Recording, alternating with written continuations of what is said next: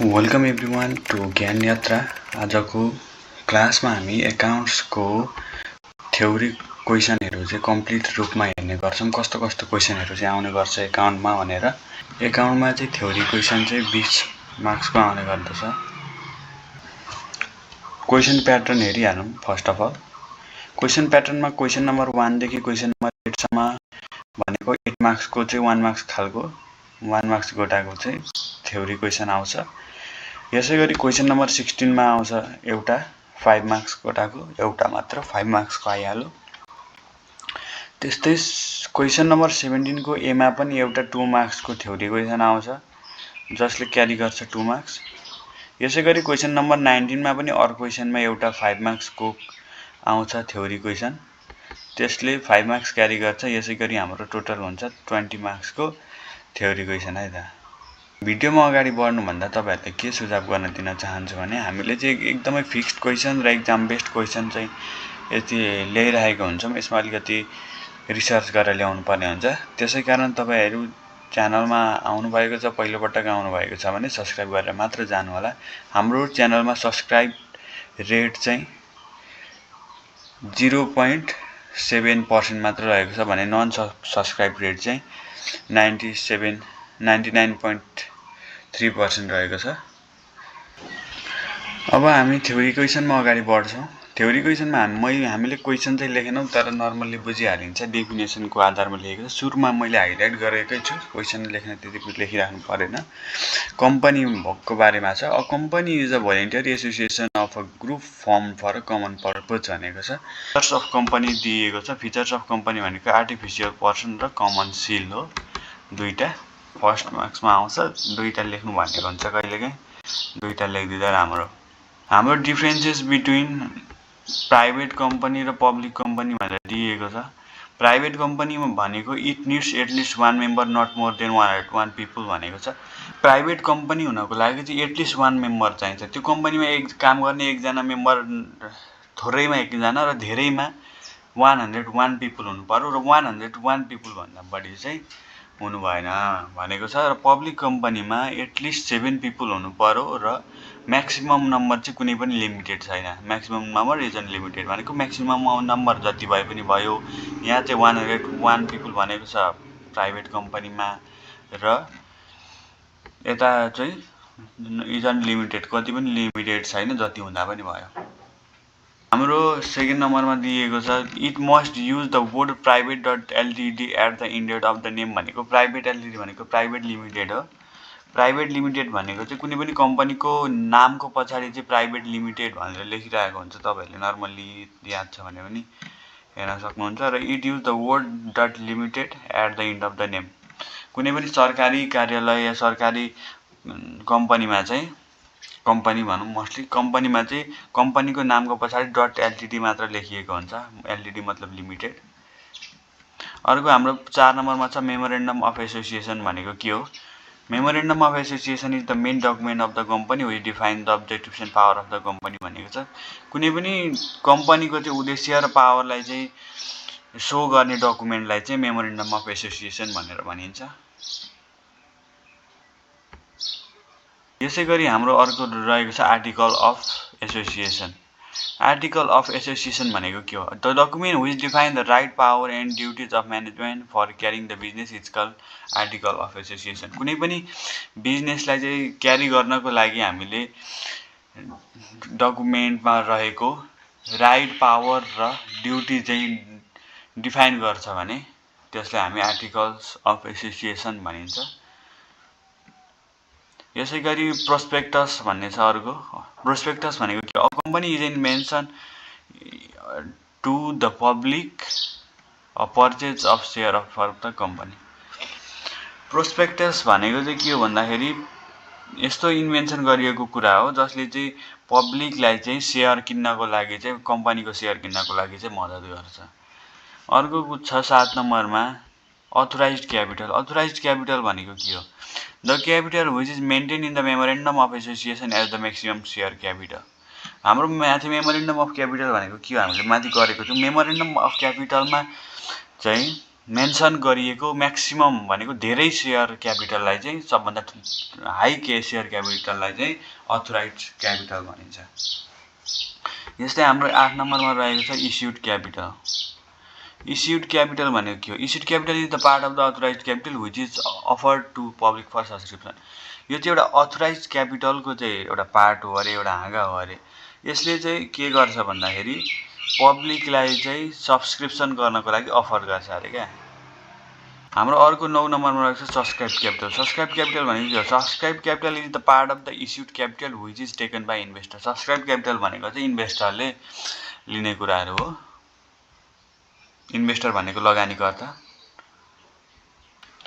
हाम्रो 10 नम्बरमा रहेको छ differences between equity share and preference share.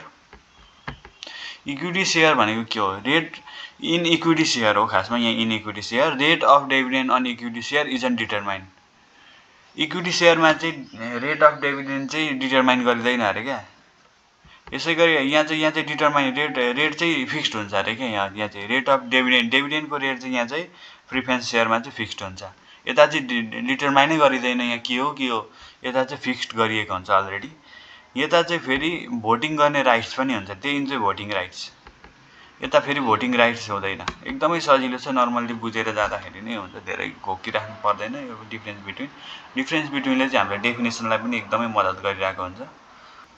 हाम्रो 11 नम्बरमा रहेको छ फाइनेन्सियल स्टेटमेन्ट। एकदम इम्पोर्टेन्ट क्वेसन हो यो। फाइनेन्सियल स्टेटमेन्ट भनेको a set of account is prepared to achieve these objective at the end of the period known as financial statement भनेको छ। ट्रेडिङ एकाउन्ट भनेको के हो? Trading account is an account which is include direct expenses and sale. Trading account चाहिँ यस्तो account हो जहाँ चाहिँ डाइरेक्ट खर्चहरू हुन्छ, डाइरेक्ट खर्च र बिक्रीहरू हुन्छ।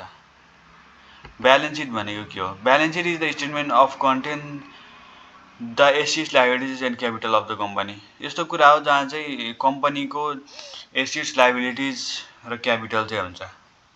एसेट्स भनेको के हो? सम्पत्ति, दायित्व र पुँजीहरू चाहिँ हुन्छ।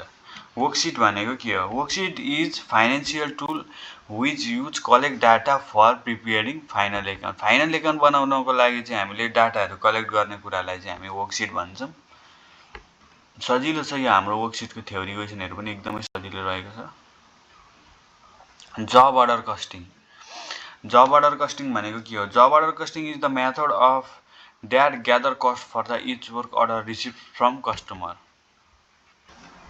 हाम्रो 16 नम्बरमा रहेको छ the costing of method that determine the cost each stage of output is called process costing. Process costing भनेको के हो भनेर पनि दिएको छ। हाम्रो 17 नम्बरमा रहेको छ contract costing. Contract costing is the part of the job order where goods and services produced by the contract method. Contract costing भनेको त हामीले नर्मली कन्ट्र्याक्ट भन्ने बुझिरहेको हुन्छ नि, हामीले कन्ट्र्याक्ट दिएको यति कन्ट्र्याक्ट साइनिङ भन्ने बुझिरहेको हुन्छौँ नि। हाम्रो माथि जब अर्डर हुन्छ नि, हामीले जब अर्डरमा चाहिँ कन्ट्र्याक्ट यतिको कन्ट्र्याक्ट साइन गरेको भन्ने कुराहरू हुन्छ नि, हो त्यस्तै कन्ट्र्याक्टको कुराहरूलाई चाहिँ कन्ट्र्याक्ट मेथड भनिन्छ। The costing method use to determine cost of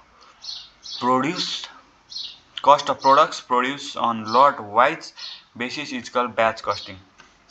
हामीले यति लटमा चाहिँ उत्पादन गर्छौँ, यो लटमा यति उत्पादन गर्छौँ भन्ने कुराहरू पढिरहेको हुन्छौँ नि, त्यो कुराहरूलाई चाहिँ हामी ब्याच कस्टिङ भनेर भन्छौँ। हाम्रो स्टोर किपर भनेको छ। स्टोर किपर भनेको के हो त? A store keeper is the person who is the chief of the store and responsible for the store management.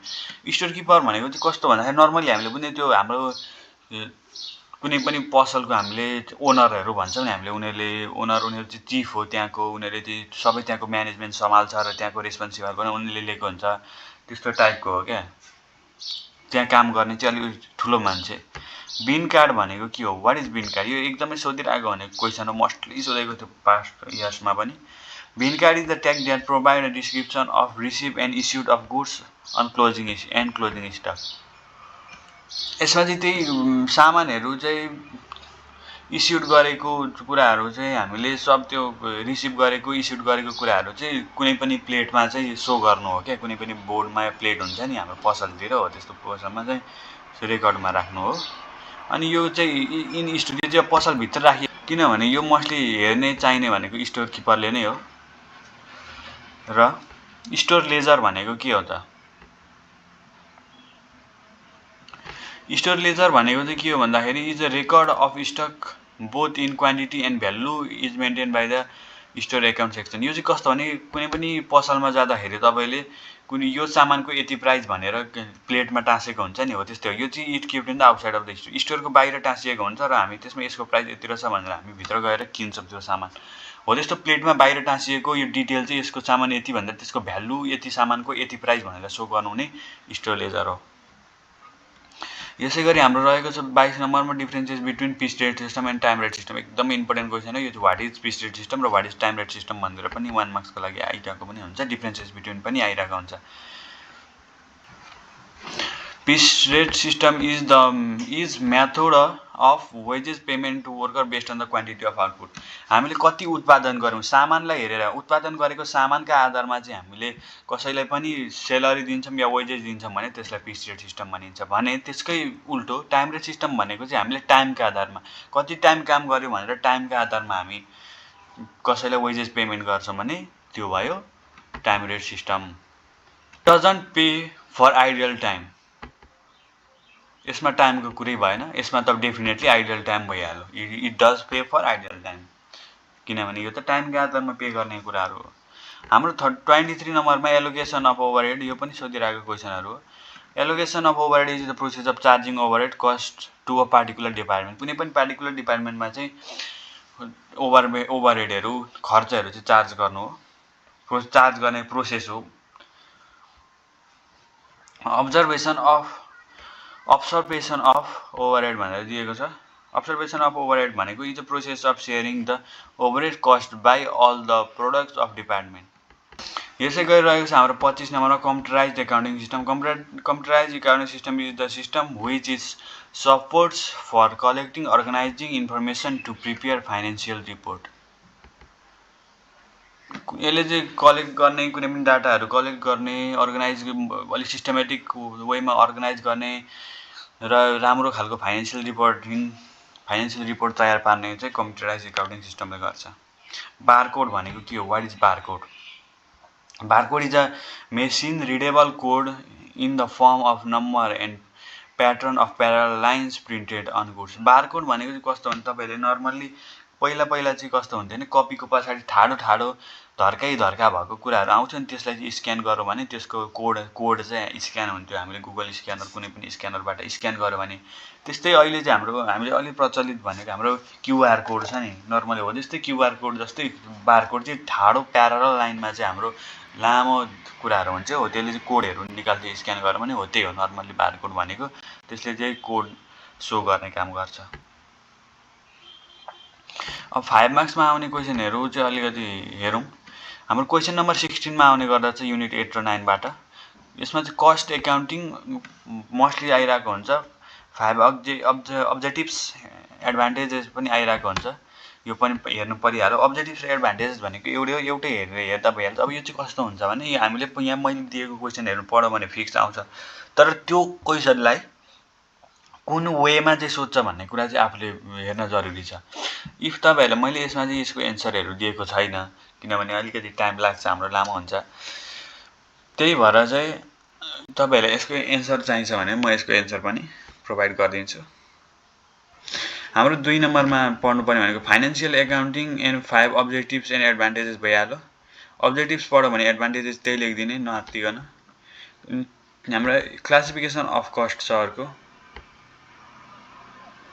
Classification of cost भनेर पनि यसको एन्सरहरू बिहाबलको आधारमा, भेरिएबलको आधारमा, फिक्स्डको आधारमा यो क्लासिफिकेसन अफ कस्ट चाहिँ बनाउनु पर्ने हुन्छ। हल्का चाहिँ स्ट्रक्चर बनाउनु पर्ने हुन्छ कसरी क्लासिफाइड हुन्छ भनेर। यसै गरी हाम्रो 4 नम्बरमा छ centralize and decentralize purchasing system. यसको डिफरेन्सेस बिट्विन पनि एकदमै सोधिरहेको हुन्छ, यो पनि हेरिराख्ने। यसै गरी क्वेसन नम्बर 17 मा रहेको छ 2 मार्क्सको लागि मात्र आउने रहेछ यसमा ए नम्बरमा,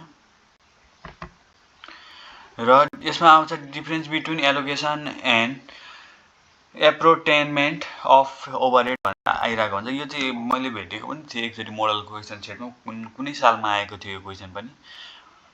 अनि वर्क्स अफ स्टोर किपरको कामहरू यसको चाहिँ लेख्नुपर्ने हुन्छ। थोरै अब 5 मार्क्समा आयो भने सानो पोइन्ट लेखेर गर्ने हो। तर 2 मार्क्समा आयो भने त्यसको दुईटा काम लेखिदियो भने पनि हामीलाई 2 मार्क्स आइहाल्छ। एकाउन्टमा थ्योरीमा त्यस्तो भास्ट एन्सर लेख्नुपर्छ, भास्टै सोध्छ भन्ने हुँदैन। अलिकति राम्रो ह्यान्डिङले पातलो बनाएर लेखिदियो भने राम्रो भइहाल्छ। यसै गरी हाम्रो क्वेसन नम्बर 19 मा आउने रहेछ अर्को 5 मार्क्सको लागि युनिट 14 बाट importance or features of computerising accounting system. एकदमै इम्पोर्टेन्ट क्वेसन भइहाल्यो यो। अब यसलाई कुन तरिकामा सोध्छ भन्ने चाहिँ हामीले याद राख्नुपर्छ। यस लिमिटेसन पनि पढिराख्ने र uses of computer in accounting भनेर पढिराख्ने।